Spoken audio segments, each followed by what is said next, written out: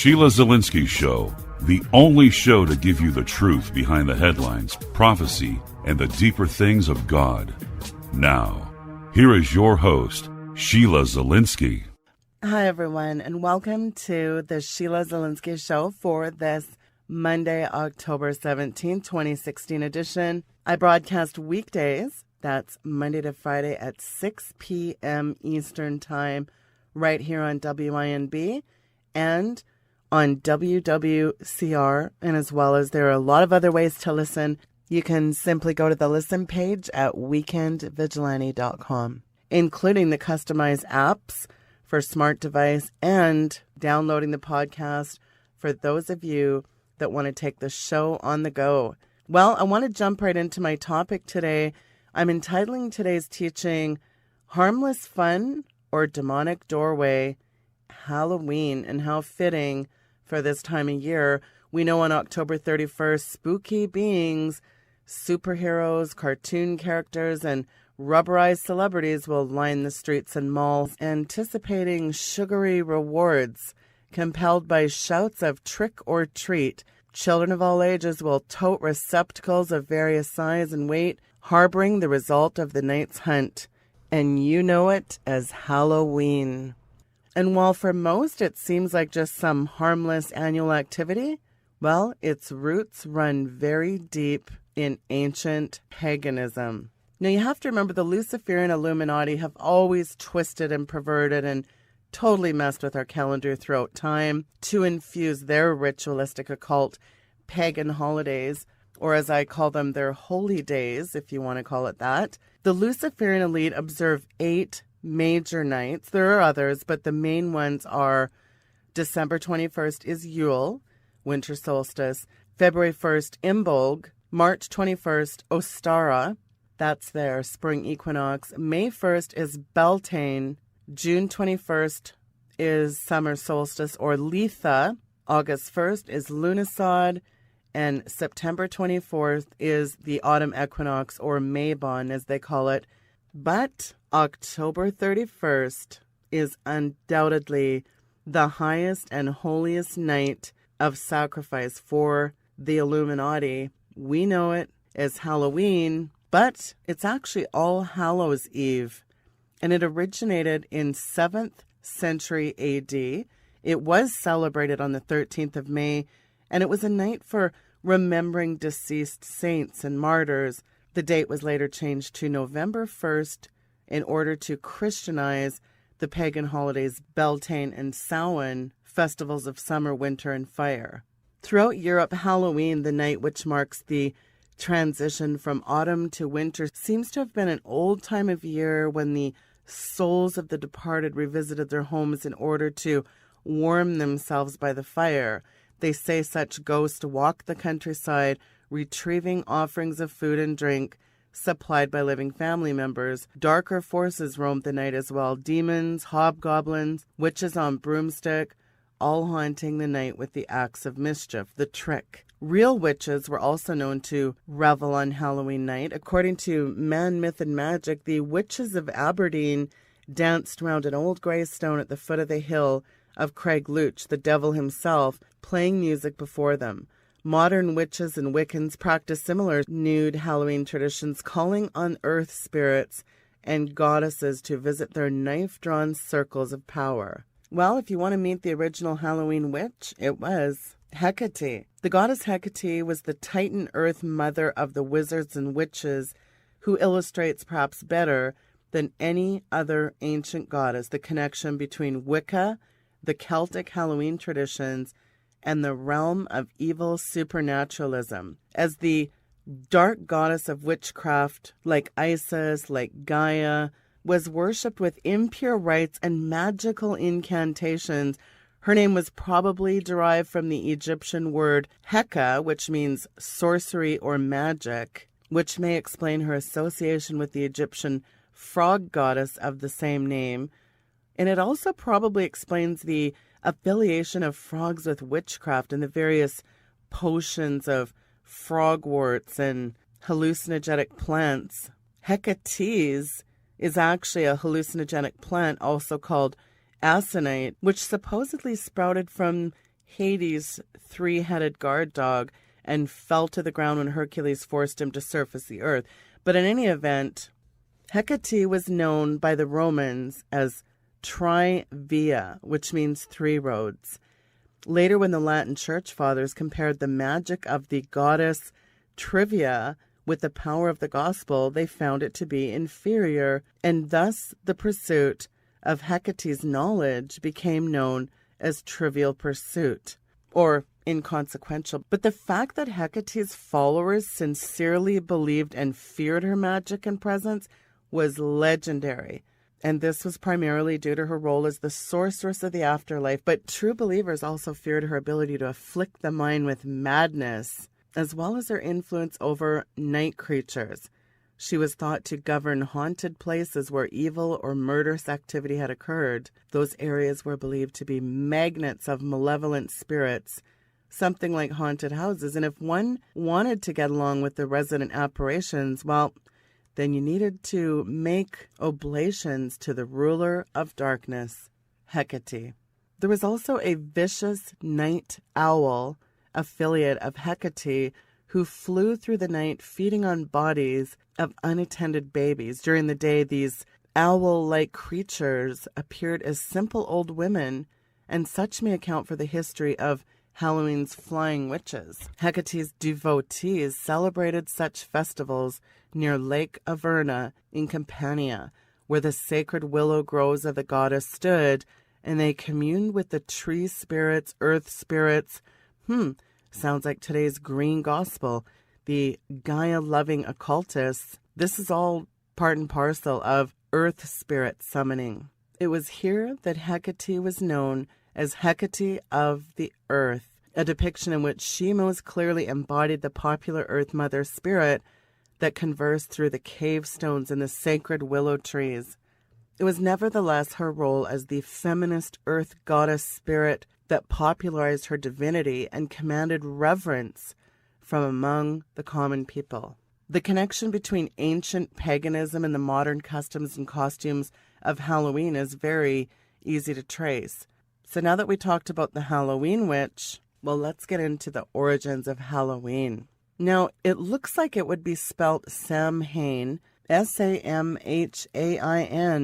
It's an Irish pronunciation, pronounced Samhain. Samhain was a period from October 29th to November 1st. The 3-day fire festival was to worship the Celtic stag god, Lord of the Dead, which is really a depiction of Nimrod. Sometimes Nimrod was depicted with either horns or having antlers, kind of this stag-like creature looking like the Baphomet, really, the pagan god of the dead. If crops failed, people died. There may or may not have been enough food to last through the winter, so Samhain was an ancient fire harvest festival to the Celtic stag god of death, the Lord of the Dead. And again, some of the early pictures, he's depicted as Nimrod. That's the very Baphomet-looking god. The ancient nomadic Celts celebrated Samhain, this 3-day event. The Celts came into the British Isles around 900 BC, and they held authority and were in control of these regions until about 900 AD. These are just approximate timelines. Keep in mind, these nomadic tribes were very barbaric and worshiped many false pagan gods, particularly revering the sun, the moon, etc. They had a priestly class or high priest class of magicians called the Druids. Now, interestingly, I talk about this a bit in Green Gospel. I talk about how oak has a lot to do with sacred fertility. Oak is revered by these pagans as the most sacred of all trees and sacred wood. But Druid in Gaelic, ironically, means oak. Or actually, if you really study it out, it means oak knower. Again, oak is revered as the most sacred of all trees and sacred wood. So it's interesting that that big old 40-foot owl out at Bohemian Grove is said to be made out of oak, which is apparently a very sacred wood to these people. Oak sacrifices. Seeing a pattern here? But the oak thing itself, that's a whole other show. Now, Druids held all the power and the authority in the Celtic tribe. They had the authority to call the shots on really everything, from when people could marry or have children, who could or couldn't be allowed to worship at their temples. One of their most ancient astrological observatory and temple complex was Stonehenge. There were other gigantic megalithic stone circles where they would worship their stag gods, but for now, I'm just going to concentrate on that one site.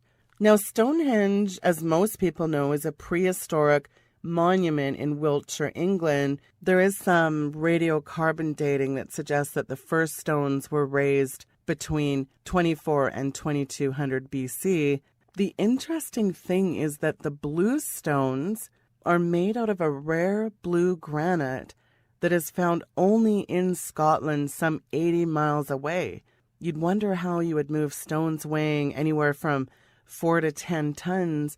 How would you move them 80 miles over a river, up a hill? That still remains a mystery. There's many theories, but again, that's another show. So Stonehenge is one of many astrological observatory and temple complexes where these druids, these high priests, practice their sacrifices 8 times a year. Now, there's been roughly 4,000 skeletal remains exhumed nearby or under that site. So these druids practiced sacrifices. And you remember those dates I went through at the beginning, Imbolg, Ostara, Beltane. Well, those were the markers of those times. So the Nights of Samhain were the most important because it was said the veil between the world and the spirit world was at its thinnest. Now, prior to those nights, they would hollow out large turnips or pumpkins and stuff them with fat and entrails from other sacrifices, mostly fat, and they would set them aside. Now, on the last night of Samhain, the druids would prepare huge cauldrons, getting them ready over huge fire pits and fill them with what would be an apple cider type of liquid. And they would boil for hours while the druids would go wandering out into the countryside to houses of nobility and manors, and they'd bang on the door and scream trick or treat. Those inside the home knew what it meant, and they were terrified. Why were they terrified? Well, you're about to find out. The lord of the manor, this could be houses of dukes, earls, marquises, they were supposed to cooperate with the druids by giving them a treat. What's a treat? A treat was handing over one of their household servants, their maid servants, or if none of those were available, they would have to give up someone of their own household. A family member would have to be given up to be used as a human sacrifice. And as a reward for handing over the human sacrifice, the druids would leave on the house step a lit, carved-out pumpkin containing that entrail, the animal fat, and supposedly the carved-out pumpkin would act as a ward of protection for that household from demonic entities, the forces and activities that would be summoned that night. If the household did not cooperate, well, then they'd get a trick. Well, what's a trick, you might ask? A trick was the druids would paint in blood, real blood, a 6-pointed star with a circle around it on the door. You know it as the strongest occult symbol, the hexagram, and like the pentagram, it's been used in practices of occult and ceremonial magic attributed to the 7 old planets outlined in astrology. So the 6-pointed star is commonly used both as a talisman and for conjuring spirits and spiritual forces in occult magic. That goes on to this day. So they got their trick, the hexagram, on their house. Now, what would the druids do with these human sacrifices? Well, they'd take them out to Stonehenge, and they would put the people in cages, make some lineups at the cauldrons, and they would throw apples into the cauldrons. Now, the boiling point of a liquid is 212 degrees Fahrenheit. That could melt the flesh right off of you. They would take one of those people up to the cauldron. If that person could get an apple out of the boiling water between their teeth, they'd free them. They would release them. This water was boiling point. And most of the poor victims, they did it because, well, that was their only chance to live, and so they took it. They would dip their heads into that liquid, and the damage was horrific. Oftentimes third-degree burns, scarring. And what happened if you didn't grab an apple? You were either beheaded, which they've actually found under Stonehenge, the site, many beheaded remains. So you were either beheaded or you were used in the Wicker Man burning. You know it today as Burning Man. So the Celts had built these huge 30-foot human-like wicker structures out of wicker reeds, some other plants. Well, some of the caged people would be then used in these 30-foot wicker mans, used as human sacrifice offerings by those structures being lit on fire, supposedly allowing the demons to enter into our world. And during the nights of Samhain, these wicker man and other balefires open the floodgates for these spirits. So what the Druids would do to keep the malevolent demonic spirits in check, they would protect themselves with painted masks, robes and costumes with very special symbols to keep out these spirits. Well, and guess what they're doing today in Nevada?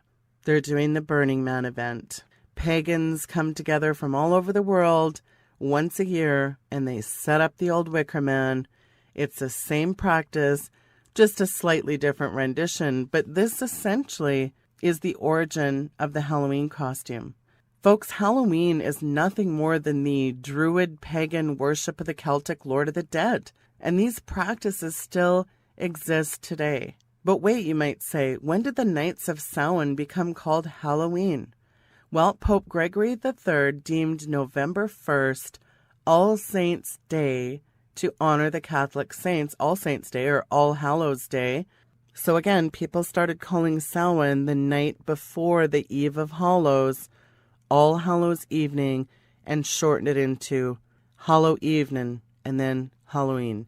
So trick-or-treating, festivals, bobbing for apples, carved jack-o'-lanterns, costumes, and masks are all part of this very, very occultic pagan holiday. Some people think it's just a harmless little holiday, and Christians actually try to counterfeit Halloween by having these harvest parties or harvest festivals at the church. But you know what? That's reprehensible. You're just giving it another name, but it is a very serious occult pagan holiday, and it opens the floodgates of demonic activity. Christian parents, this is not some cutesy little harmless little holiday. And it's time to put a halt to all of this. It's time that you are going to put an end to participating in this reprehensible practice. Don't be lukewarm. Don't go along with the world. Jesus Christ says he will vomit you out of his mouth. It's up to you to decide, are you going to choose God, or are you just going to shrug and say, well, my kid's going to be a part of this?